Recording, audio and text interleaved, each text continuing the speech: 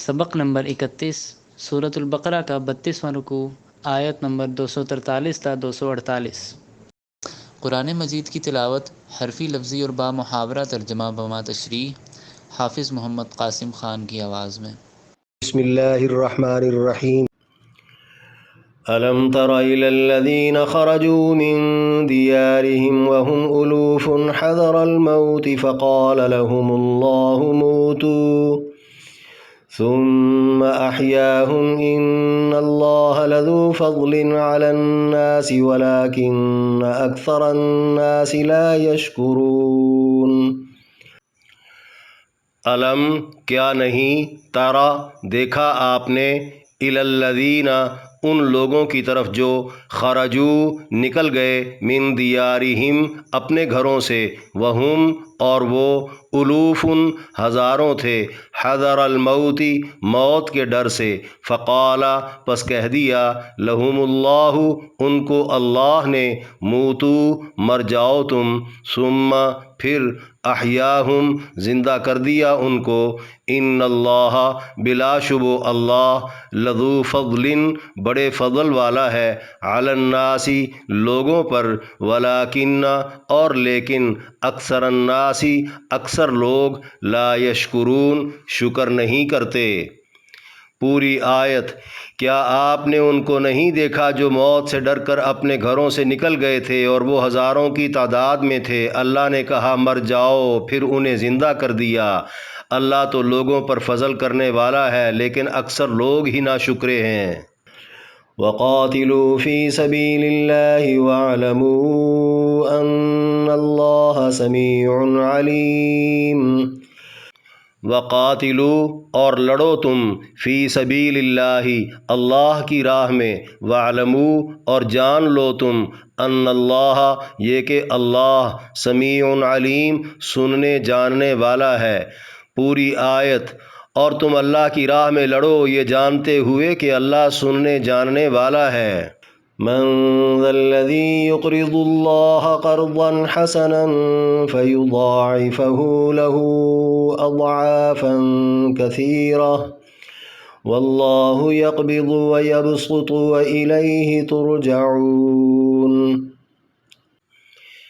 من ذا الذی کون خوش قسمت ہے جو، یقرض اللہ قرض دے اللہ کو، قرضا حسنا قرض حسنا، فیضاعفہ پس وہ بڑھا دے گا اس قرض کو، لہو اس کے لیے، اضعافاً کئی گنا، کثیرتاً زیادہ، واللہ اور اللہ ہی، یقبض تنگ کرتا ہے، ویبسط اور کشادہ کرتا ہے، وَإِلَيْهِ اور اسی کی طرف، ترجعون تم لوٹائے جاؤ گے۔ پوری آیت۔ وہ خوش قسمت کون ہے جو اللہ کو قرض حسنہ دے، پھر اللہ اس کو کئی گنا زیادہ بڑھا کر واپس کرے، اور اللہ ہی تنگی اور فراخی کرتا ہے اور تم اسی کی طرف لوٹائے جاؤ گے۔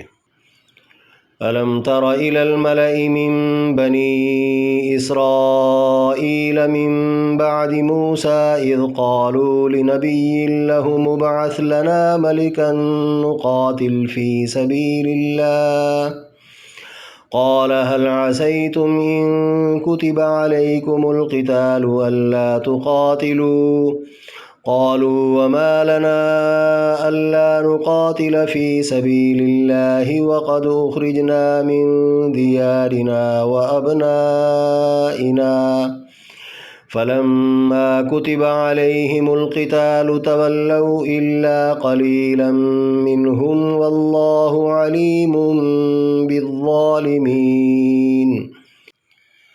علم کیا نہیں، ترا دیکھا آپ نے، الی الملئی ایک گروہ کی طرف، من بنی اسرائیل بنی اسرائیل کے، من بعد موسیٰ موسیٰ علیہ السلام کے بعد، اذ قالوا جب کہا انہوں نے، لنبی لہم اپنے ہی نبی کو، ابعث مقرر کر دیں، لنا ہمارے لیے، ملکن بادشاہ، نقاتل لڑیں گے ہم، فی سبیل اللہ اللہ کی راہ میں، قالا کہا نبی نے، هل عسیتم کیا ایسا تو نہیں، ان کتبہ کہ اگر فرض کر دیا گیا، علیکم تم پر، القتال لڑنا، اللہ یہ کہ نہ تقاتلو لڑو تم، قالو کہا انہوں نے، وما اور کیا ہے، لنا ہمارے لیے، اللہ یہ کہ نہ نقاتل لڑیں ہم، فی سبیل اللہ اللہ کی راہ میں،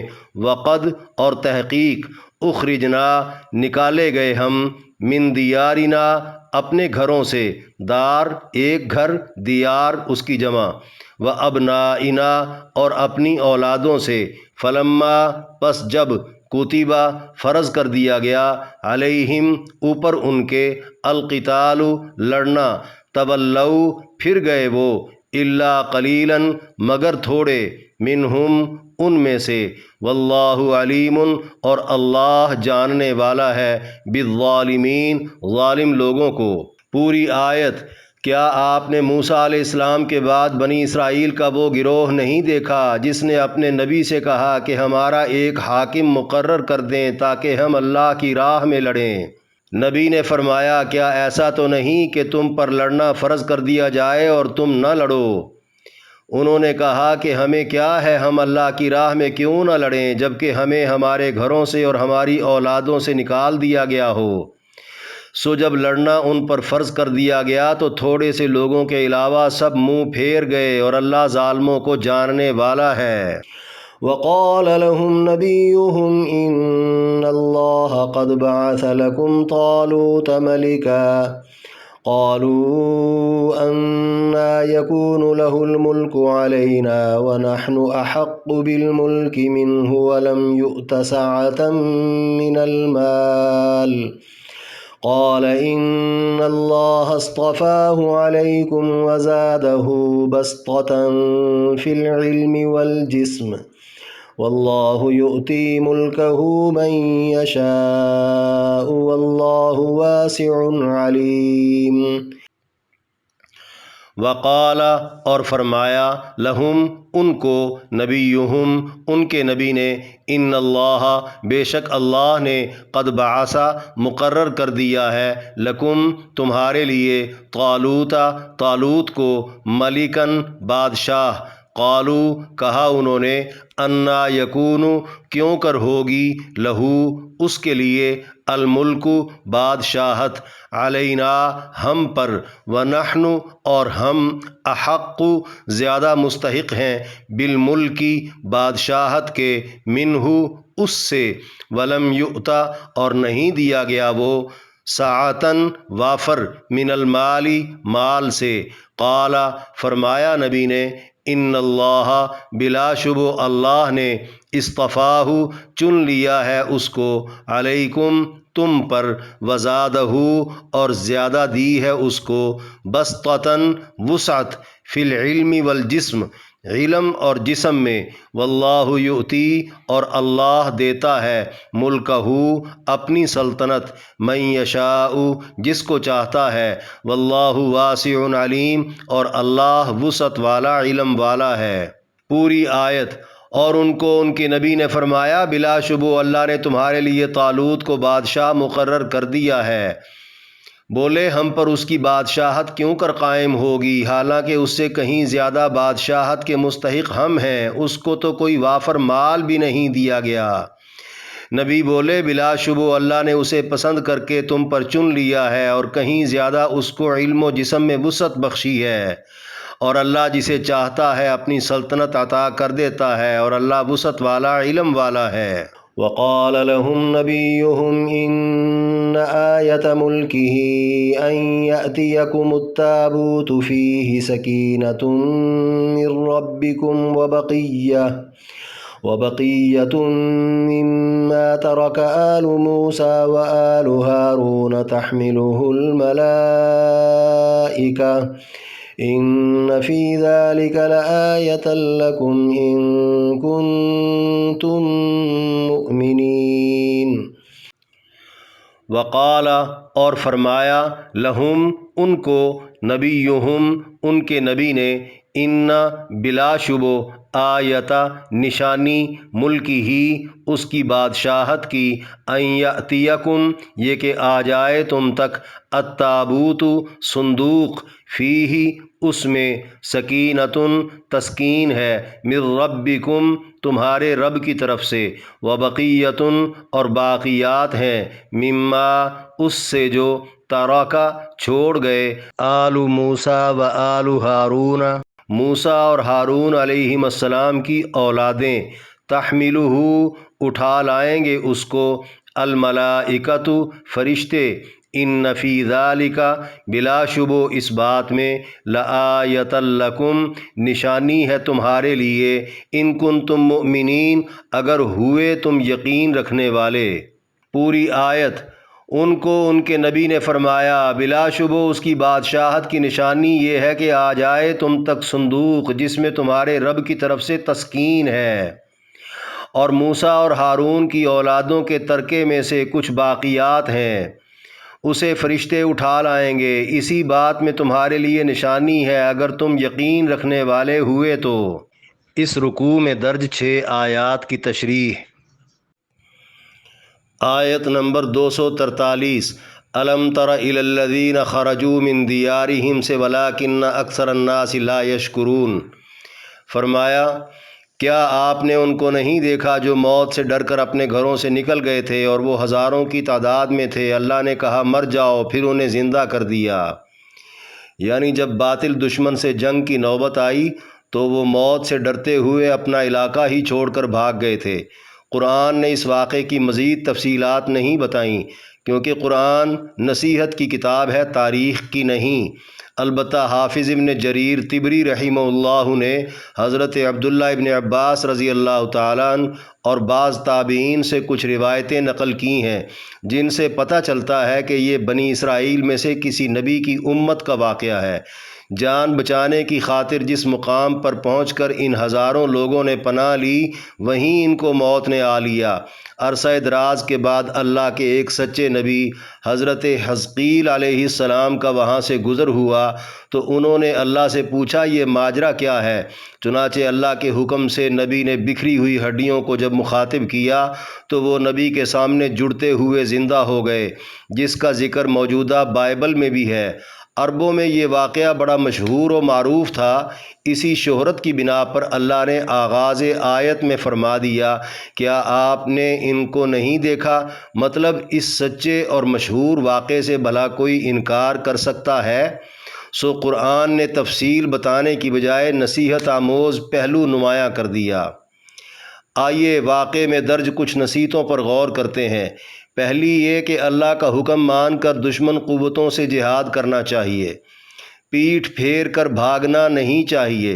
دوسری یہ کہ بھاگنا صرف جان و مال بچانے کی غرض سے ہوتا ہے، مگر جان و مال تو پھر بھی نہ بچا جب سارے کے سارے مار دیے گئے، کیونکہ انسانوں کی جان و مال کا حقیقی مالک اور متصرف فقط اللہ ہی ہے۔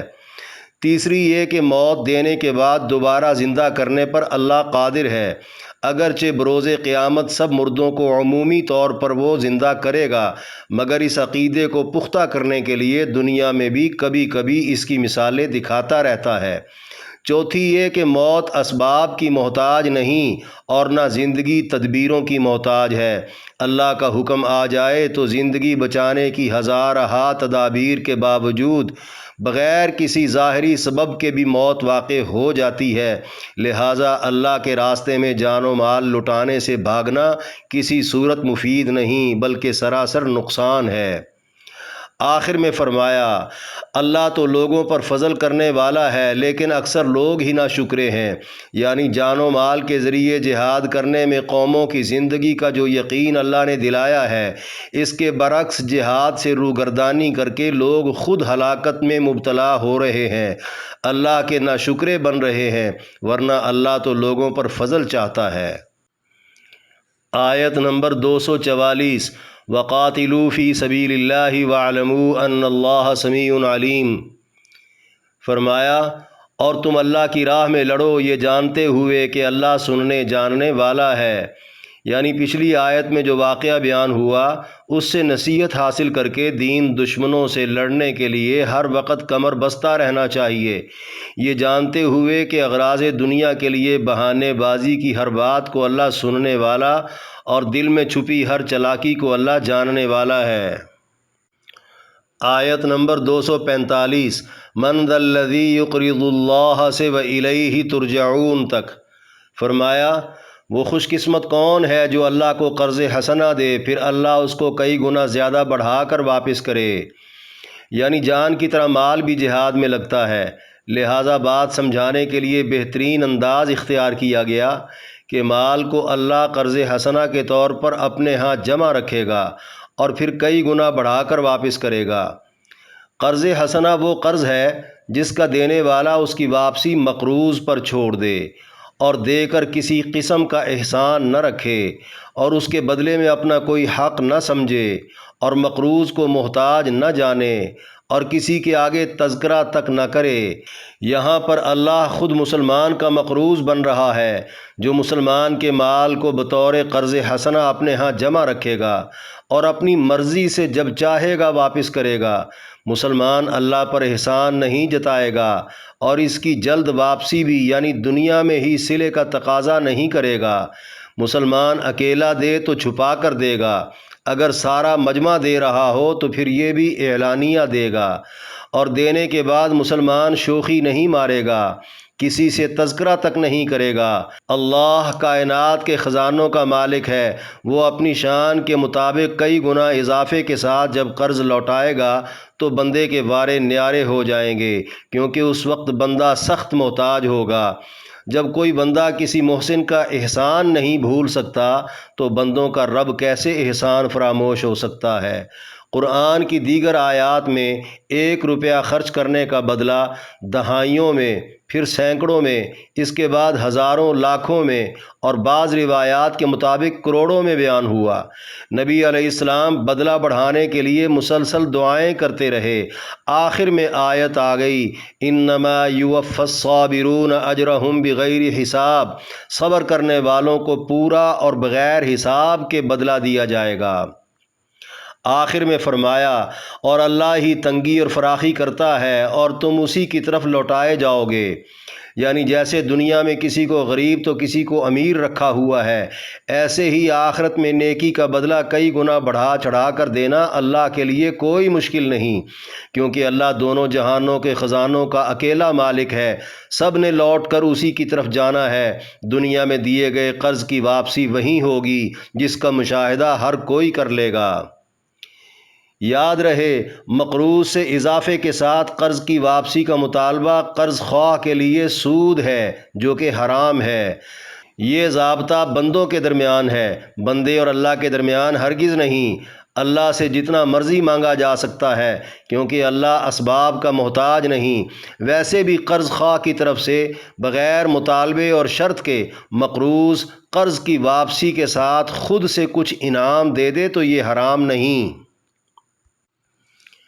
آیت نمبر 246 الم تر الی الملأ من بنی اسرائیل سے واللہ علیم بالظالمین تک فرمایا کیا آپ نے موسیٰ علیہ السلام کے بعد بنی اسرائیل کا وہ گروہ نہیں دیکھا جس نے اپنے ہی نبی سے کہا کہ ہمارا ایک حاکم مقرر کر دیں تاکہ ہم اللہ کی راہ میں جہاد کریں؟ یعنی یہ دور موسیٰ علیہ السلام کے تقریباً 350 سال بعد اللہ کے ایک پیغمبر حضرت شمویل علیہ السلام کا تھا۔ روایات کے مطابق بنی اسرائیل جو اللہ کے حکم اور موسیٰ علیہ السلام کے بار بار اصرار و ترغیب کے باوجود ارض فلسطین پر قابض قوم عمالقہ جو قوم عاد کی ایک بت پرست شاخ تھی اس کے ساتھ مسلسل جہاد سے انکاری رہے، نتیجے میں بنی اسرائیل کو صحرائے سینا میں محصور ہونا پڑا۔ وہیں موسیٰ علیہ السلام کی وفات ہو گئی۔ وفات کے بعد قوم عمالقہ نے بنی اسرائیل پر بہت ظلم ڈھائے۔ حضرت یوشع علیہ السلام جو موسیٰ علیہ السلام کے جانشین تھے نے بنی اسرائیل کی قیادت کرتے ہوئے دشمن کو پچھاڑا اور فلسطین کا کافی حصہ آزاد کروا لیا۔ جہاں ایک عرصے تک وہ بنی اسرائیل کی مذہبی رہنمائی اور شرعی عدالت کا فریضہ انجام دیتے رہے۔ حضرت یوشع نے بنی اسرائیل میں جگہ جگہ قاضی مقرر کر دیے جو احکامات الہیہ کی روشنی میں لوگوں کے مابین تصفیہ کرواتے۔ اس دور کو قاضیوں کا دور بھی کہا جاتا ہے۔ حضرت یوشع بن نون کے بعد حضرت کالب بن یوقنا، پھر حضرت حزقیل، پھر حضرت الیاس، پھر حضرت یسع، آخر میں حضرت شمویل علیہ السلام ایک دوسرے کی جگہ خلیفہ اور نبی بن کر آتے رہے۔ ان کے علاوہ بھی شہروں، بستیوں، محلوں، قصبوں کی سطح پر کئی انبیاء بھیجے گئے۔ اس پورے عرصے میں بنی اسرائیل دینی رہنمائی نبیوں اور ان کے جانشینوں سے لیتے، مگر کہا وہ اپنے سرداروں اور وڈیروں کا مانتے۔ رفتہ رفتہ نبیوں اور سرداروں میں فاصلے بڑھتے گئے اور نبوت و علمیت الگ قبیل سے اور سرداری وڈیرہ شاہی الگ قبیل سے سمجھی جانے لگی۔ یہ بات ذہن میں رہے، بعض نبیوں کو صرف اصلاح و تبلیغ کے لیے بھیجا جاتا اور بعض کو اصلاح و تبلیغ کے ساتھ ساتھ قوم کی سیاسی قیادت و حکومت اور دشمن سے جہاد کی ذمہ داری بھی سونپی جاتی۔ موسیٰ علیہ السلام انہی پیغمبروں میں سے تھے جنہیں سیاست و حکومت اور حاکم وقت سے جہاد کی ذمہ داری سونپی گئی تھی۔ حضرت یوشع کے بعد آنے والے انبیاء صرف اصلاح و تبلیغ پر مامور رہے، جو عوام کے ساتھ ساتھ وڈیروں کو بھی، سرداروں کو بھی احکامات کی طرف متوجہ رکھتے، مگر وڈیرے خود بھی اور بنی اسرائیلی بھی اپنے سرداروں کے پیچھے لگ کر نظریاتی گمراہیوں اور سیاسی دھڑے بندیوں میں مبتلا ہو گئے۔ ہر قبیلے نے اپنی الگ اجارہ داری قائم کر لی، نبیوں کی مخالفت ہونے لگی، انہیں بستیوں سے نکالا جانے لگا۔ اسی اثناء میں کئی انبیاء کے قتل سے بھی گریز نہ کیا گیا۔ اللہ ناراض ہو گیا، چاروں اطراف میں دشمن قوم مضبوط تر ہوتی گئی، جس کا ایک ہی بادشاہ تھا، اس کا نام جالوت تھا، جو بنی اسرائیل پر مسلط ہو گیا۔ آئے روز وہ بنی اسرائیل کے کسی نہ کسی قبیلے پر حملہ آور ہوتا، لوٹ مار، قتل و غارت کرتا، عورتوں اور بچوں کو قیدی بناتا اور لے کر نکل جاتا۔ آخر کار بنی اسرائیل کے تمام سردار وقت کے نبی حضرت شمویل علیہ السلام کے پاس جمع ہو کر فریاد کرنے لگے کہ ہمارا ایک بادشاہ، ایک حاکم مقرر کر دیجئے، جس کی قیادت میں ہم سب مل کر دشمن کے خلاف اللہ کی راہ میں جہاد کریں اور اپنا دفاع کر سکیں۔ آگے فرمایا، نبی نے کہا کیا ایسا تو نہیں کہ تم پر جہاد فرض کر دیا جائے اور تم نہ لڑو؟ انہوں نے کہا ہمیں کیا ہے، ہم اللہ کی راہ میں کیوں نہ لڑیں جبکہ ہمیں ہمارے گھروں سے اور ہماری اولادوں سے نکال دیا گیا ہو۔ یعنی وقت کے نبی نے بنی اسرائیل کی گزشتہ تاریخ اور عادت کو سامنے رکھتے ہوئے کہا، جب تم پر جہاد فرض تھا تب بھی تم نے نہ کیا، تمہارے اندر تب سے دنیا پرستی غالب ہے، تم دین دوست نہیں ہو، اب بھی تم ستائے ہوئے میرے پاس آئے ہو۔ مجھے نہیں لگتا کہ تمہارے ہی مطالبے پر اللہ تمہارا ایک بادشاہ مقرر کر کے تم پر جہاد فرض کر دے تو تم اللہ کی راہ میں لڑو۔ اس پر سرداران بنی اسرائیل نے یقین دہانیاں یہ کہہ کر کروائیں کہ ہمارے اوپر جس درجے کا ظلم ہو رہا ہے، سوال ہی پیدا نہیں ہوتا کہ ہم نہ لڑیں۔ یعنی وہ اپنے دشمن کے خلاف ذاتی غصے اور انتقام سے پھٹے جا رہے تھے، مگر نام وہ فی سبیل اللہ جہاد کا لیتے تھے، حالانکہ فی سبیل اللہ جہاد میں تو ذاتی انتقام اور غصہ ہوتا ہی نہیں، وہ تو انسانیت کی خیرخواہی کے جذبے اور محض اللہ کی رضا جوئی کے لیے ہوتا ہے۔ غور طلب بات، یہاں بھی وہ نبی کی اتباع نہیں چاہ رہے بلکہ اس سے حاکم کے تقرر کا مطالبہ کر رہے ہیں۔ یہی ان کی دین دشمنی کی دلیل تھی کہ وہ مذہبی پیشوا کو اپنا سیاسی پیشوا ماننے کا رجحان نہیں رکھتے تھے، بلکہ اپنے جیسا یا یوں سمجھیے اپنوں میں سے کسی کا تقرر چاہتے تھے۔ نبی چونکہ احترام اور مقبولیت عامہ کے درجے پر فائز تھے، اس لیے وہ نبی سے صرف تائید چاہتے تھے تاکہ تقرری پر کسی ایک سردار کو بھی اعتراض کی جرأت نہ ہو سکے۔ بائبل کی کتاب شمویل اول میں بھی یہ واقعہ تفصیل سے مذکور ہے، جس کے مطابق بادشاہ کے تقرر کے مطالبے پر حضرت شمویل ان فریادی سرداروں سے ناراض ہو گئے تو اللہ نے بذریعہ وحی فرمایا کہ سردار جو کہتے ہیں وہ مان جاؤ۔ ان سرداروں نے آپ کی نہیں بلکہ میری توہین کی ہے، گویا میں ان کا بادشاہ نہ رہوں۔ اس کے بعد حضرت شمویل علیہ السلام نے بادشاہوں کی بری خصلتوں کو ان کے سامنے رکھا کہ شاید وہ سمجھ جائیں، مگر وہ سمجھنے کے لیے تیار ہی نہ تھے، بلکہ بضد تھے کہ اچھا ہو یا برا بس بادشاہ کا تقرر کر دیا جائے۔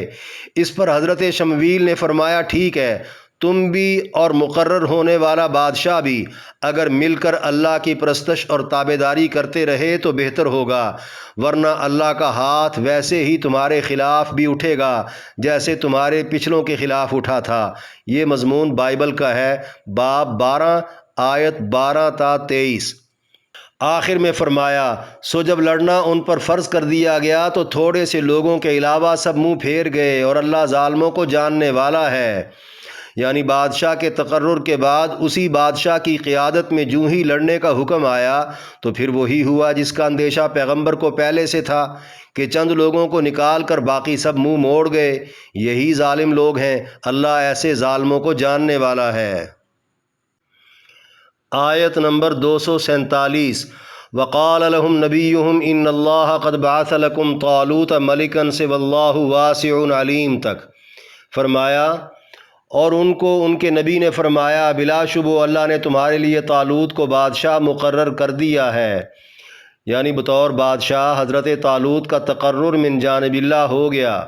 تفاسیر میں درج متعدد روایات کے مطابق حضرت شمویل علیہ السلام کو رب تعالیٰ نے بذریعہ وحی حکم دیا کہ جانور کے سینگ میں تیل ڈال کر رکھو، کسی شخص کی آمد پر وہ تیل ابلتا نظر آئے تو سمجھ لینا رب کا انتخاب وہی شخص ہے۔ ادھر ایک ادنا قبیلے اور غریب خاندان کا ایک قداور نوجوان اپنے والد کے کچھ گدھے گم ہونے پر اپنے ایک ملازم کے ہمراہ تلاش میں نکلا۔ حضرت شمویل علیہ السلام کے گھر کے قریب سے گزرتے ہوئے دعا لینے کے لیے نبی کی خدمت میں حاضر ہوا تو ساتھ ہی وہ تیل ابلنا شروع ہو گیا۔ نبی نے ابلتا ہوا تیل دیکھتے ہی اس نوجوان کا نام پوچھا اور فرمایا اللہ کی طرف سے تم اس ملک کے بادشاہ ہو۔ طالوت نامی نوجوان حیران ہو کر کہنے لگا مگر کیسے؟ حضرت شمویل علیہ السلام نے نشانی بتا دی۔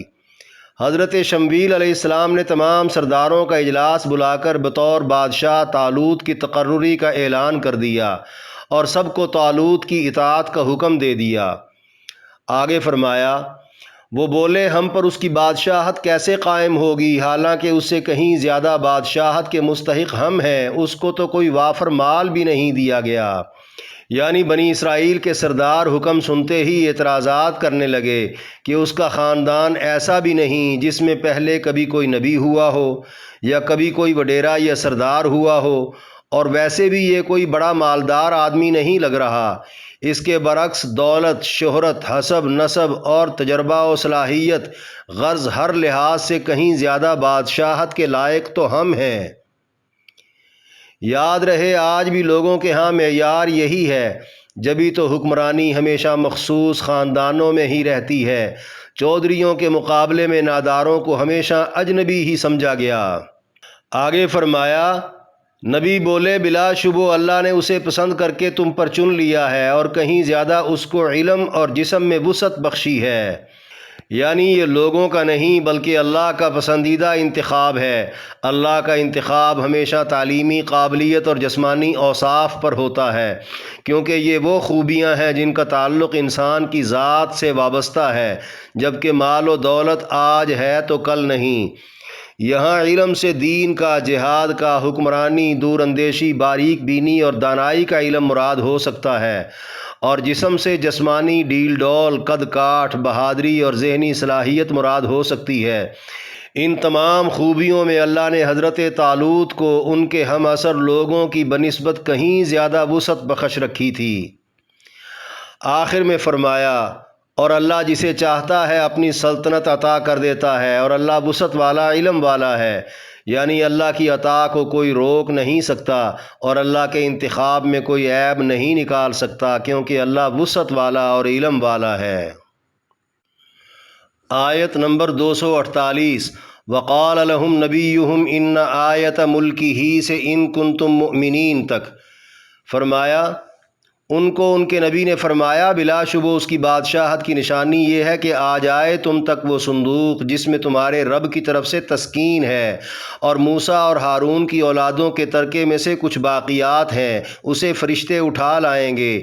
اسی بات میں تمہارے لیے نشانی ہے اگر تم ایمان رکھنے والے ہوئے تو۔ یعنی سرداران بنی اسرائیل نے وقت کے نبی حضرت شمویل علیہ السلام کی بات ماننے کے لیے شرط رکھ دی کہ طالوت کے من جانب اللہ بادشاہ بنائے جانے کی کوئی نشانی دکھائی جائے۔ سو اللہ کے حکم پر نبی نے فرمایا نشانی یہ ہے کہ وہ گم شدہ صندوق تم تک آن پہنچے گا جس میں تمہارے رب کی طرف سے سامان تسکین ہے۔ صندوق میں حضرت موسیٰ اور حضرت ہارون علیہ السلام کی کچھ یادگار چیزیں تھیں۔ تورات کا لکھا ہوا اصلی نسخہ تھا جو حضرت موسیٰ علیہ السلام نے خود لکھوا کر بنی لاوی کے سپرد کیا تھا، اور تورات کی وہ تختیاں بھی تھیں جو کوہ طور پر اللہ نے موسیٰ علیہ السلام کو عطا فرمائی تھیں۔ ایک مرتبان میں آسمانی غذا من محفوظ کر رکھی تھی، کچھ کپڑے تھے، بعضوں نے کہا عصائے موسیٰ بھی تھا۔ بنی اسرائیل کی دشمن سے جب بھی کبھی کوئی لڑائی ہوتی تو یہ صندوق کو اس یقین پر ساتھ لے جاتے کہ اللہ اس کی برکت سے انہیں فتح دے گا۔ دشمن کو بھی اس بات کا اندازہ ہو گیا کہ ان کی کامیابی کا راز یہ صندوق ہے، چنانچہ ایک حملے میں جالوت نامی دشمن بادشاہ وہ صندوق ہی ان سے چھین کر لے گیا، جس سے ان کی ہمت ٹوٹ گئی۔ رب تعالیٰ نے اس صندوق کی واپسی کا فیصلہ فرماتے ہوئے دشمن کے لیے وہ مصیبت بنا دیا۔ اسرائیلی روایات کے مطابق دشمن نے جس بت کدے میں وہ صندوق رکھا ہوا تھا وہاں کی ہر چیز ہلنے لگی، یہاں تک کہ بت زمین پر گر پڑے۔ اس کے بعد وہ صندوق جہاں بھی منتقل کرتے وہیں طرح طرح کی وبائیں پھوٹنے لگتیں۔ نجومیوں نے کہا سارا وبال اسی صندوق کی وجہ سے ہے، لہٰذا انہوں نے وہ صندوق ایک بیل گاڑی پر لاد کر بیل گاڑی کو شہر سے باہر دھکیل دیا۔ خود رو بیل گاڑی جب ویرانے میں پہنچی تو صندوق کو فرشتوں نے اٹھا کر طالوت کے پاس پہنچا دیا۔ یوں یہ نشانی سب نے دیکھ لی اور طالوت کو بادشاہ مان گئے۔ اس پورے واقعے میں بہت سی ایسی باتیں جن کا سمجھنا ہمارے لیے بہت ضروری بھی ہے اور فائدہ مند بھی، کیونکہ بنی اسرائیل کی طرح ہم بھی غلط راستوں پر چل نکلے ہیں اور بھٹک چکے ہیں۔ اللہ ہمیں سمجھ عطا فرمائے۔